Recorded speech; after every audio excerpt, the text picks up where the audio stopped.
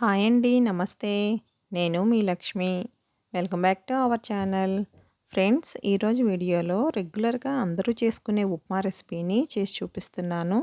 చాలామందికి ఉప్మా అంటే నచ్చదు కదండీ! అలాంటి వారు కూడా ఇలా వెజిటబుల్స్ వేసి ఉప్మా చేసుకున్నారంటే, ఉప్మా ఎప్పుడు చేసుకున్నా కూడా ఇలానే చేసుకుంటారు.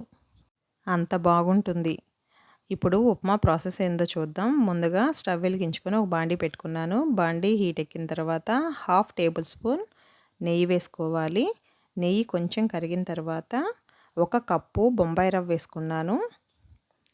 ఆ కప్పు బొంబాయి రవ్వ వేసుకొని 5 to 10 మినిట్స్ లో ఫ్లేమ్లో పెట్టుకొని చక్కగా ఫ్రై చేసుకోవాలి. నెయ్యి వేసి ఫ్రై చేయడం వల్ల మనకి ఉప్మా కూడా తింటుంటే చాలా కమ్మగా ఉంటుందండి. ఎసరులో మనం రవ్వ వేసేటప్పుడు కూడా గడ్డలు కడుతూ ఉంటుంది కదా ఉప్మా, అట్లా కట్టకుండా కూడా ఉంటుందన్నమాట. అలాగే మనం ఉప్మా చేసిన తర్వాత కూడా మనకి పొడి పొడిగా ఉండాలి అంటే గనక రవ్వని ఇట్లా ఏపడం వల్ల పొడిదనం కూడా వస్తుంది. ఇప్పుడు ఏపుకున్న రవ్వని ప్లేట్లోకి తీసుకున్నాం కదా, ఇప్పుడు అదే ప్యాన్ పెట్టుకొని 2 టేబుల్ స్పూన్స్ ఆయిల్ వేసుకోవాలి. ఆయిల్ కాగిన తర్వాత 2 టేబుల్ స్పూన్స్ పచ్చెనపప్పు, 2 టేబుల్ స్పూన్స్ వేరుశనగ గుండ్లు, అలాగే 1 టీ స్పూన్ ఆవాలు, ఒక హాఫ్ టీ స్పూన్ జీలకర్ర,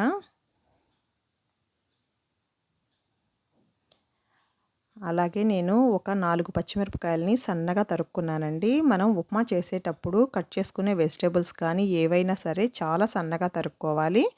అలాగే ఒక ఆనియన్ కట్ చేసి వేసుకున్నాను. అలాగే అల్లం కూడా చాలా సన్నగా తరిగి వేసుకుంటే కనుక మనం తినేటప్పుడు పిల్లలు బయటికి తీసేయకుండా అట్లా తినేస్తారనమాట. అందుకని మనం కట్ చేసుకునే ఆనియన్స్ కానీ అలాగే జింజర్ కానీ అన్నీ కూడా చాలా సన్నగా కట్ చేసుకోవాలి. అలాగే ఒక రెమ్మ కరివేపాకు వేసుకున్నాను. కొన్ని జీడిపప్పు పలుకులు వేసాను. ఇప్పుడు వీటిని సిమ్లో పెట్టుకొని ఏగనివ్వాలి. మనం ఏదైనా ఇట్లాంటి తాలింపులు వేసేటప్పుడు ఫ్లేమ్ సిమ్లో ఉంచుకొని చేస్తే కనుక మనకి ఆ అరోమా అనేది బయటకు వస్తుందన్నమాట. ఇప్పుడు మొత్తం తాలింపు వేగిపోయింది కదా, ఇప్పుడు దీనిలో బఠానీళ్ళండి, ఇవి నేను ఫ్రిడ్జ్లో పెట్టాను. ఆ బఠానీల్ని కొంచెం వాటర్లో వేసి వేసుకుంటున్నాను. ఇది కూడా చిన్న కప్పే తీసుకున్నాను. ఈ బఠానీలను వేసుకొని ఒకసారి కలుపుకొని, అలాగే ఒక బంగాళదుంప తీసుకున్నానండి. బంగాళదుంపని శుభ్రంగా తోలు తీసేసి చాలా సన్నగా కట్ చేసుకోవాలి. అది మనకి బంగాళదుంప అనేది బ్లాక్గా అయిపోతుంది కదా, నల్లగా అవుతుంది కదా కట్ చేసి ఉంచేస్తే. అట్లా అవ్వకుండా ఉండాలి అంటే కనుక మనం కట్ చేసుకొని వాటిని వాటర్లో సాల్ట్ వాటర్లో వేసుకొని పెట్టుకోవాలి. నేను అలా పెట్టుకున్న బంగాళదుంపను కూడా వేసేసాను. తీసి వాటర్ వంపేసి వేసుకోవాలి. ఇప్పుడు ఈ అన్నిటినీ కూడా ఒకసారి కలుపుకుందాం. ఇప్పుడు దీనిలో ఒక హాఫ్ టీ స్పూన్ సాల్ట్ వేసుకున్నాను.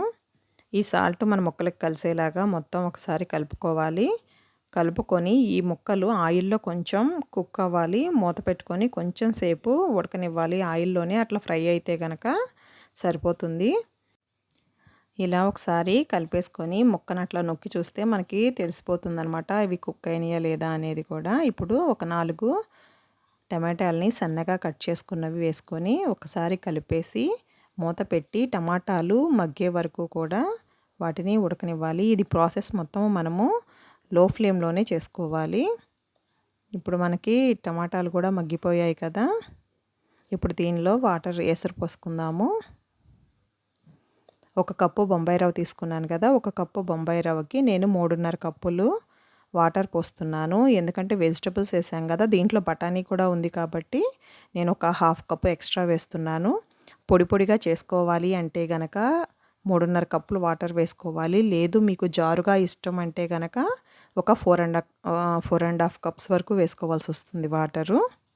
నేను ఇప్పుడు ఇది పొడిగా చేస్తున్నాను కాబట్టి 3.5 కప్సే వేశాను.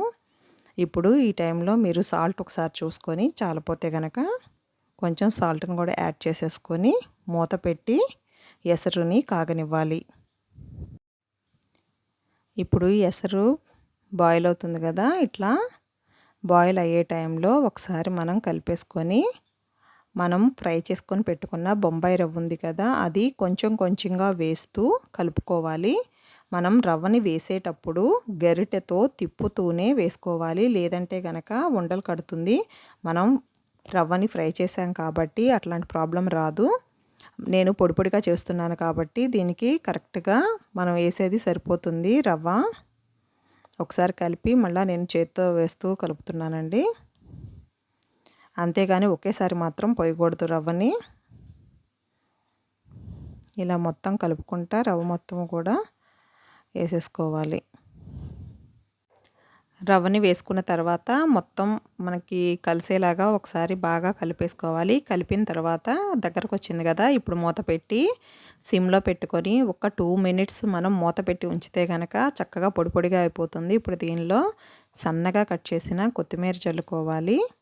అలానే ఒక టేబుల్ స్పూన్ నెయ్యి వేసుకుంటే కనుక మంచి అరోమా వచ్చి టేస్ట్ కూడా బాగుంటుంది. నెయ్యి మొత్తాన్ని కూడా మన ఉప్మాలో కలిసేలాగా ఒకసారి కలిపేసుకుందాం. చూసారు కదా, ఎంతో టేస్టీగా ఉండే వెజిటేబుల్ ఉప్మా రెడీ అయిపోయింది.